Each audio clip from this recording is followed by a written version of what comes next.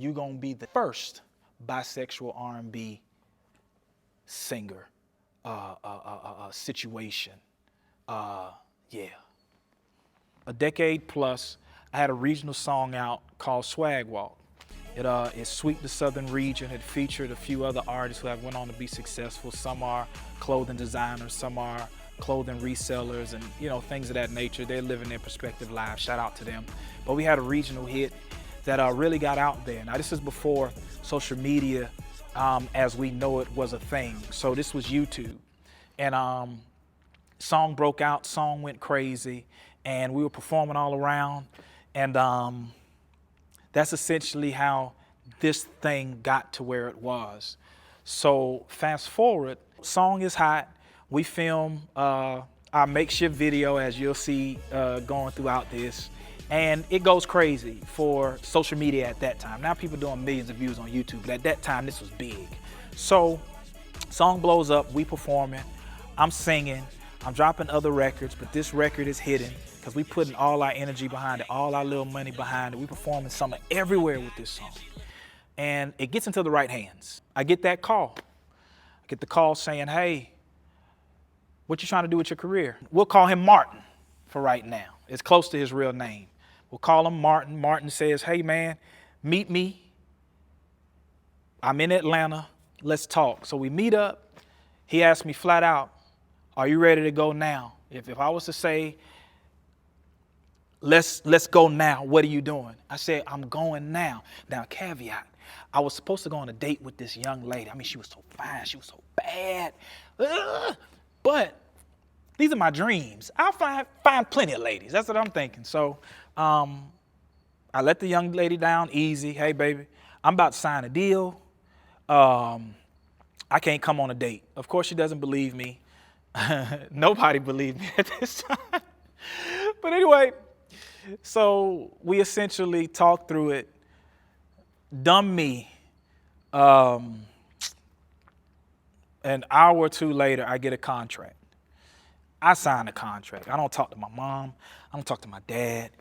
I just sign a contract. And literally, I kid you not.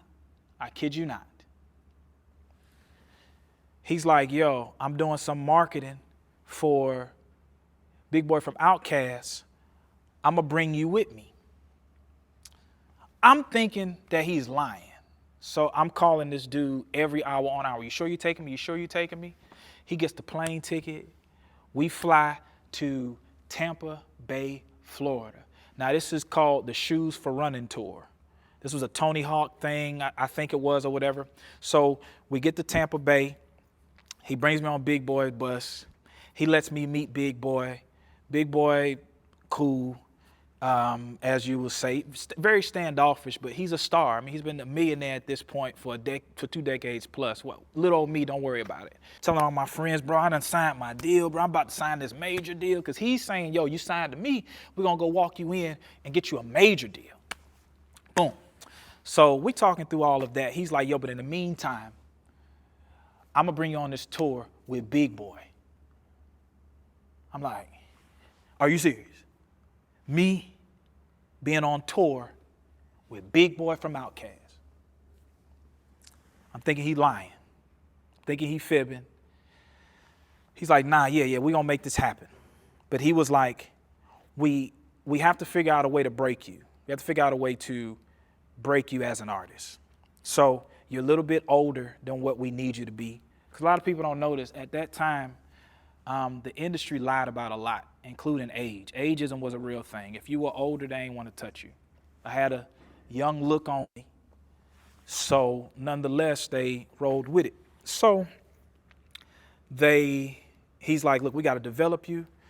We got to drop your age a little bit. And we got to get you away from Atlanta, because everybody in Atlanta is an artist. We got to move you to a spot that we can blow you up at. Okay, cool. So he's like, look, we're going to do your artist development in Aurora, Colorado. So I tell my mom, hey, I'm doing this artist development thing, Mom. I'm going to go to Aurora, Colorado. They're going to break me out there. Mom, we got to move to Colorado. because he moved me into this 3-story townhome. The bottom level had a nail salon in it, like a personal nail salon. I had never seen nothing like this before. And my folks got a little bit of paper, but they got like regular paper. Like this was like, whoa. 3-story townhouse, Aurora, Colorado. My first time in Colorado. I mean, we seeing snow, we seeing all this stuff, and we start developing. I mean, I'm performing every day. You know what I'm saying? I'm working at my craft. I'm being the greatest pupil you can be. I got my own room now. I'm telling my mom, you got to move to Colorado. And he's like, yo, we about to put you in a magazine. But just to let you know, we're going to backdate you to you being 21. At this time, I think I'm already like 26, 24, whatever it is. I'm not 21. We're going to backdate you to 20. So on your birthday, we're going to have a fake 21st birthday party. I'm with whatever, bro. So I get in, I forget the name of the magazine. I think it's Word Up magazine. Chris Brown was on the cover. I'll include the picture here. In that magazine, I'm listed as, I think either King Keem or Curtis Akeem. I don't know if we had changed my name yet. I'm in there as being from Aurora, Colorado. And they backdated my age to whatever year it was. You'll see in the magazine. I ain't care, bro. Whatever it takes to get famous, bro. He said, this is the industry standard. We gotta make you younger. We gotta get that younger crowd. Now, mind you, I'm born in New York, spent part of my life in New York, but I say I'm a Georgia boy because I've been in Georgia like my whole adult life. I moved to Georgia when I was 6. I'm 37. Hello. But mind you, magazine comes out. Now, this is before social media is really heavy. There was Instagram, but it wasn't like Instagram is now. So I come out, I'm in the magazine. All my people buy. My mom still has a copy of that magazine to this day. Now, people reading the magazine, and of course some people are like, bro, they got your age wrong. They got your year wrong. They got you're not from Colorado. But I'm like, bro, this is what we got to do. Don't worry about it. I'm going to blow up. Blah, blah, blah. We doing the artist development. He get that letter in the mail saying it's time to go on tour. It's time to go on tour with Big Boy. Time to go on tour with Big Boy. He gets a big old check because he's handling the marketing for Big Boy. Okay? I think it's like a $20,000 check. It's a big old check at the time, biggest check I'd ever seen. He gets $20,000. He like, yo, Kurt, we out. It's time for us to go on tour. He goes to New York. I come to Atlanta. He's like, yo, Kurt, this major label is going to sign you. Okay. Major label, signing your boy. Signing your boy. So at this time, I'm in Atlanta, waiting to go on tour with Big Boy. He's in New York, working on a major label deal. In my contract, I signed over my likeness. I signed over my power of attorney. And I signed over any money had to go through this production company. Any dollar had to go through this production company.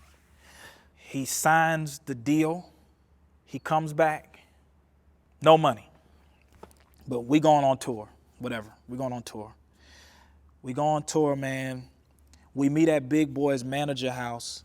I don't know if I want to say her name. She was not the nicest person to me. She just wasn't a nice person. Tour life, cool. You know what I'm saying? I think we went like to Athens for like to perform with B.O.B. or something like that. This is a UGA. They had a phone party, crazy. But essentially we driving up the East Coast. I think we go to UGA. We on tour. We on an RV. Big Boy and his crew on a big bus, but we going to every city. I'm enjoying tour life. Caveat, tour life is fun for about a week, because after a week, that bus get real small. And if one person gets sick, guarantee you, everybody's gonna get sick at some point. But nonetheless, I digress. Another show that sticks out to me is we go to Charlottesville, Virginia. This is before Kendrick Lamar popped. This is when he had that Pull Up song, that one song. But he was hot on the mixtape circuit. He was the opener for Big Boy. I don't know if it was a full concert or was it just, I think it was a full like college concert. Charlottesville, I forget the name of the school, but I want to say it was Charlottesville, Virginia, whatever big school that is in there. Kendrick Lamar at that time was traveling with like 6 tour buses, by the way, bro. He was already a star. That's when he still had the low, curly but boosie fade thing going on, jean jackets, all that stuff. Man, I got to find that picture. I got to find that picture somewhere. But nonetheless, that show goes crazy. Big Boy shuts it down. Mind you, Killer Mike is on this tour. But nonetheless, they performed all the Purple Ribbon stuff. You could find me in the, hey, I'm on it. That song would tear down everything. But nonetheless, we traveling. Nonetheless, one of Big Boy's people gets sick. One of his it wasn't his DJ. It was this cool guy. He gets sick. He starts getting other people sick. So they start sending people home till they get better.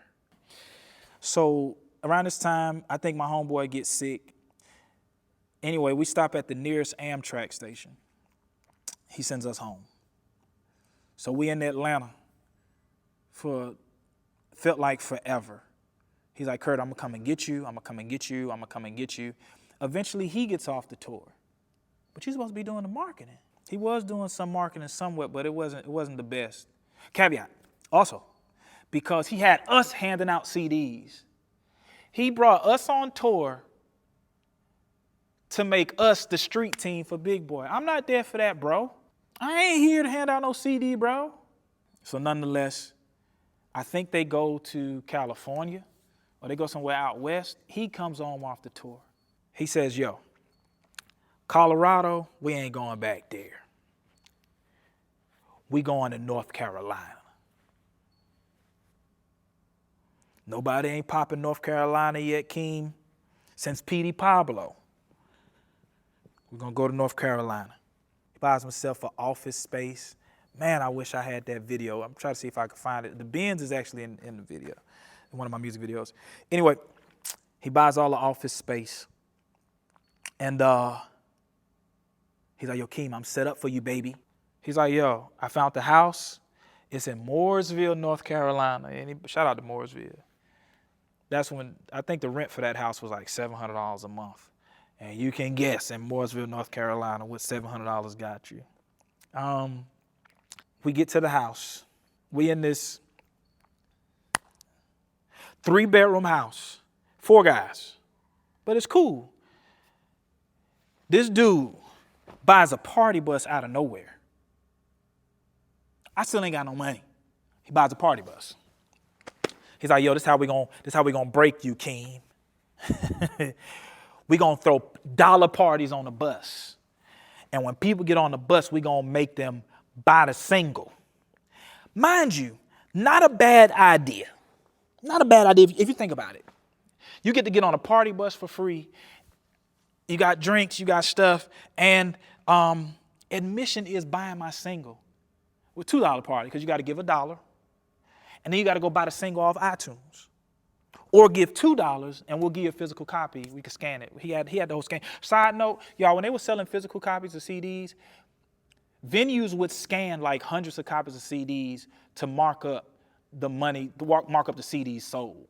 So a lot of your favorite artists, they probably sold a lot of CDs, a lot of albums. They ain't really sell that much. Labels bought CDs back and stuff.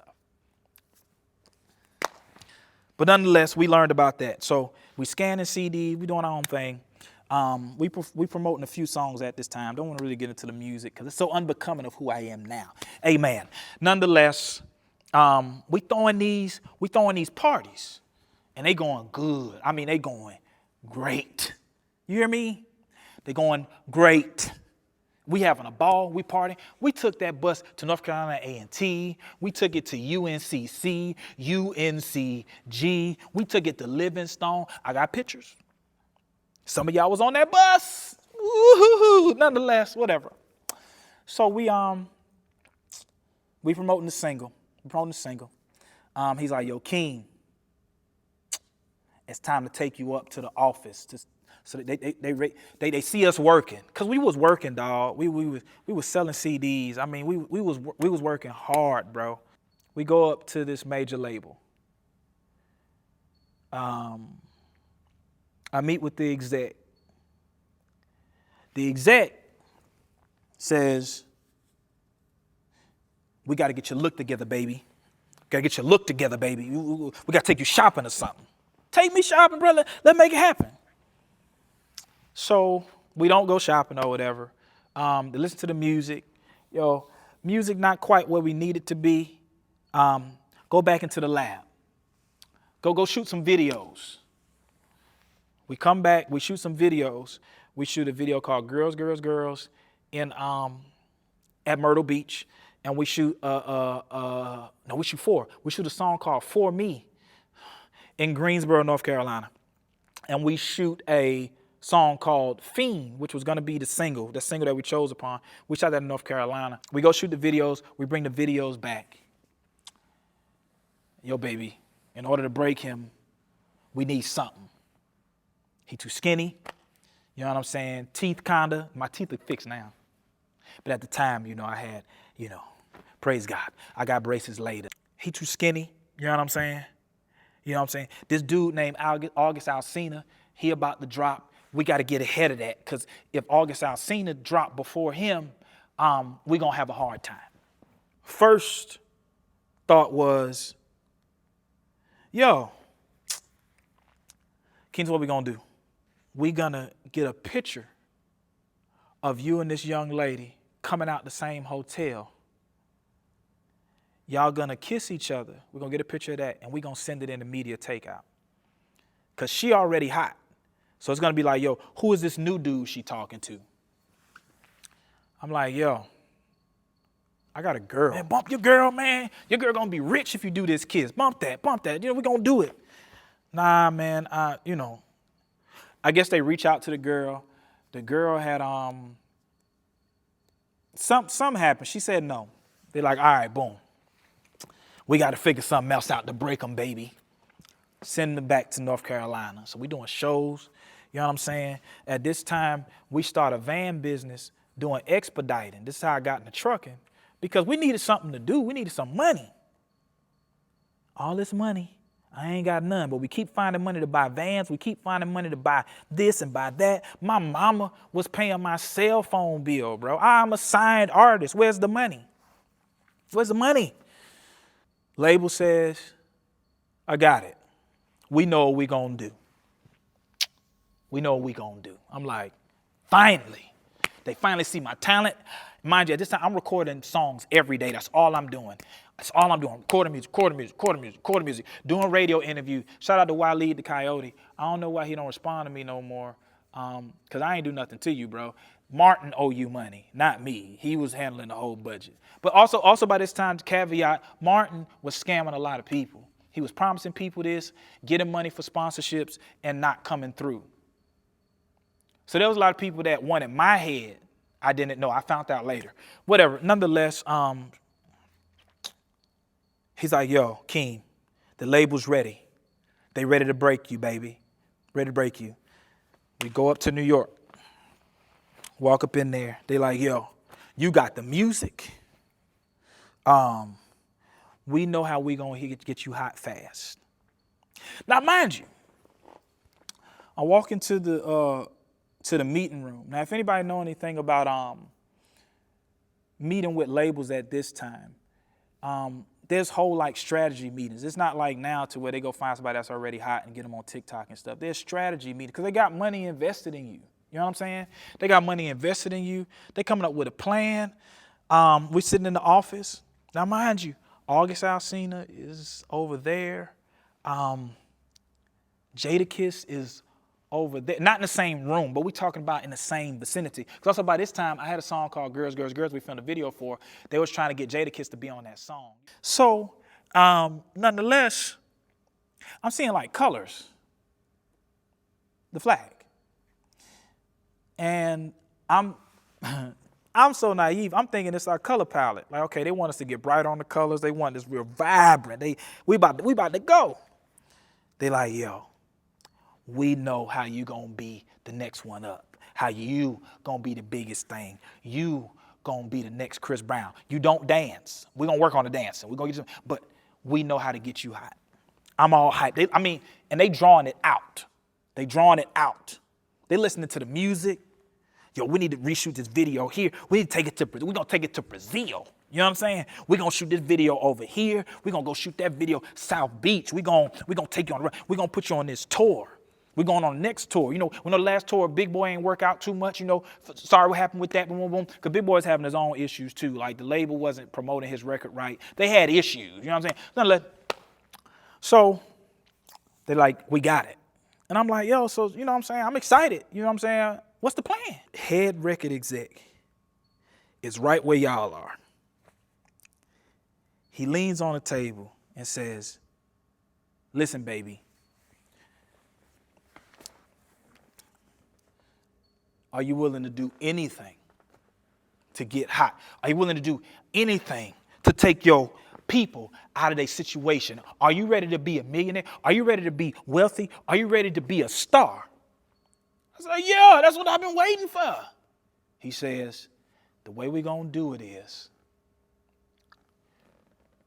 you're going to be the first bisexual R&B singer situation. Yeah. Lean back. Whole room get quiet. But you see everybody like, yeah. And I'm sitting up here like, but I'm not bisexual though. I don't know if that, I don't know whatever impression it gave you, but I like women. You know what I'm saying? Women strictly, you know, no offense to anybody that's from that community, but I don't do that. You know what I'm saying? I like women. He said, it don't matter. It don't matter. If we just say it, that community is going to love you. We're not talking about you going all the way to the other side, brother. We telling you that this is the way to get hot. I mean, physically, you're not there. We got to get a community behind you. You know what I'm saying? You in North Carolina, did the Colorado thing, you know, it ain't really work. We spending money on you, but I guarantee you, the day that you come out hot, I say, there ain't no other plan. They ain't not that other plan. No other plan. My manager taps me, yo, chill. Exec says, yo, I'm gonna give y'all a second to talk. He looks over at my manager and say, yo, Martin, make this star understand the star he could be. He gets up, everybody gets out. Martin, old scraggly, bad breath, self, looks dead at me and says, King, you won't have to do much but probably like kiss a girl and a guy. Like you want to be a millionaire, bro. Like, is kissing a guy or, you know what I'm saying, being said that you something, you know you're not something. Your family know you're not bisexual. Your girl know you're not bisexual. We just trying to get the money. I say, Martin, you a damn fool if you think that's what I'm going to do. He said, yo, you going to be broke. I was like, technically I'm not broke. Like, my folks straight. Like we not rich, but we middle class. You know what I'm saying? My dad, business owner, my grandfather, business owner at this time, owned part of Memorial Drive. Like, we cool. You know what I'm saying? We cool. Mansions, not mansions, but nice houses with pools and stuff. I don't come from poverty. You understand what I'm saying? They did good for themselves. I was like, yo, we not doing that. Exec assistant walks back in. Have y'all made a decision? Martin says, yo, we need a little more time. Exec says, well, tell them to get out. We send them to the studio and let them talk about it, but we need to know if he's going to be a star by the time he leaves New York. There's a brief moment where I'm like, yo, King, it's just a kiss. It might be just a kiss. It may not even be a kiss. I mean, King, you know, this is for your family. Like, I'm thinking about my son at the time. Like, I could kind of see this. You know what I'm saying? Like, I could kind of see where this is going. We get to the studio. I'm like, yo, Martin, if you can assure me somehow that I won't have to do anything obscene. I got to get my family up. And I don't know I'm saying up because they were straight. You know what I'm saying? But I'm like, get my family up. We can see this. But I need it, you know what I'm saying, in some sort of writing, no kiss clause or something crazy. He's like, all right, baby, we can figure that out. The record exec is at the studio, bro. This record exec, he's also a hero of mine at this time. I don't know if this Negro heard or just knew. He walks in, he says, so we got a star now. And Martin was like, yeah, you know, just a couple stipulations. He's like, okay, stipulations. What stipulations you got, Playboy? I didn't mean to say Playboy. I'm like, I don't wanna, you know, do all, you know what I'm saying. I don't even kiss no man. He's like, what's the matter with kissing a man? He's like, I mean, kissing a man, you know what I'm saying? It's like kissing your mother or something. What's the matter with? For some reason, I start reading the room real fast. I look at Martin. Martin is kind of looking at me like, I mean, you know, like this, like almost like a, I mean, what's the matter? What's the matter with doing it? You know? I start to feel trapped.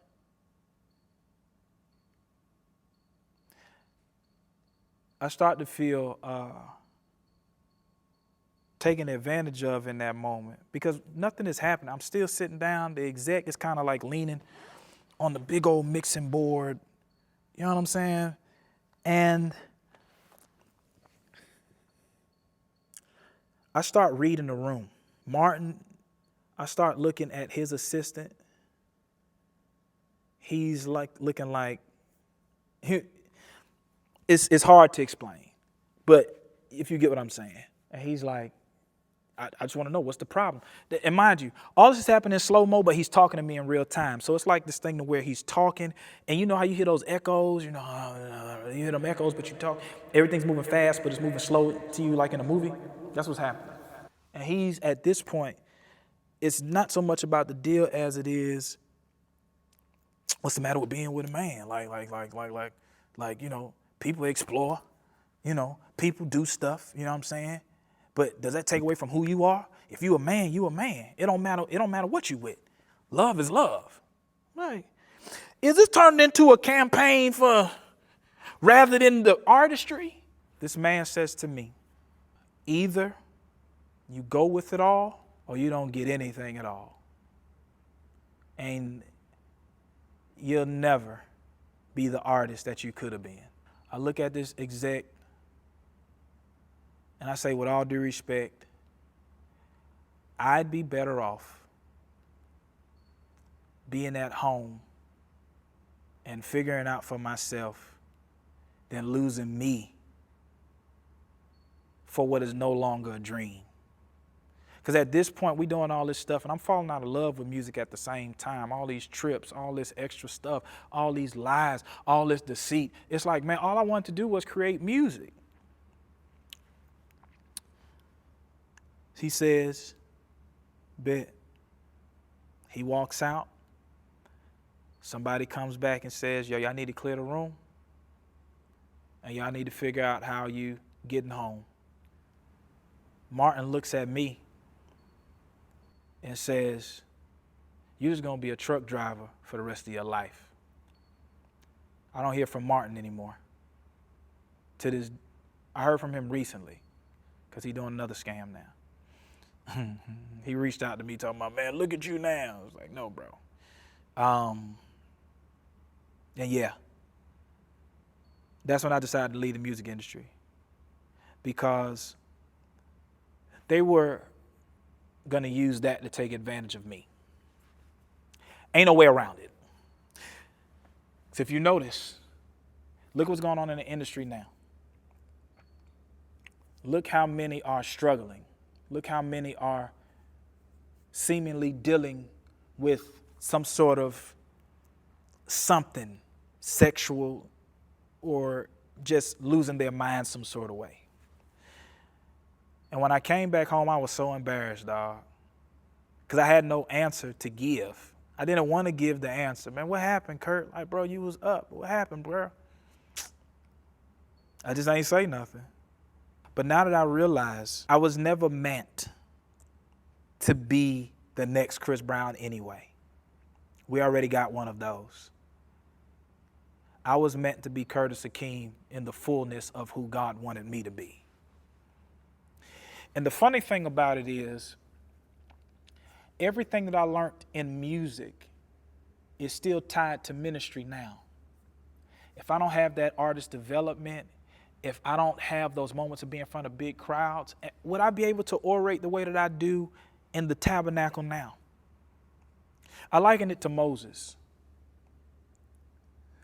Moses had to go to Egypt to learn the sciences and math of the Egyptians, but he was never meant to be an Egyptian. Because if you look at Moses' tabernacle, it's reminiscent of Egyptian architecture. How he measured stuff was the math that he learned from them. So in all of this story time, I want you to get this. God is a protector. And anything that God brings you through can be of use. So I ain't sad no more. I'm not mad anymore. And I'm thanking God that he protected me from my own mind. And look at what he's done for me now. Preacher, content creator. I travel for free because of the work I put in. None of that comes without those moments of being on tour, learning how to perform, learning how to be who I am now. And I have a beautiful family. And everything is still intact. And I'm not ashamed. I don't have to walk around here like something crazy happened to me. And the fact that I was able to live, I'm able to identify with people. That's really it. Love you all. Go in grace.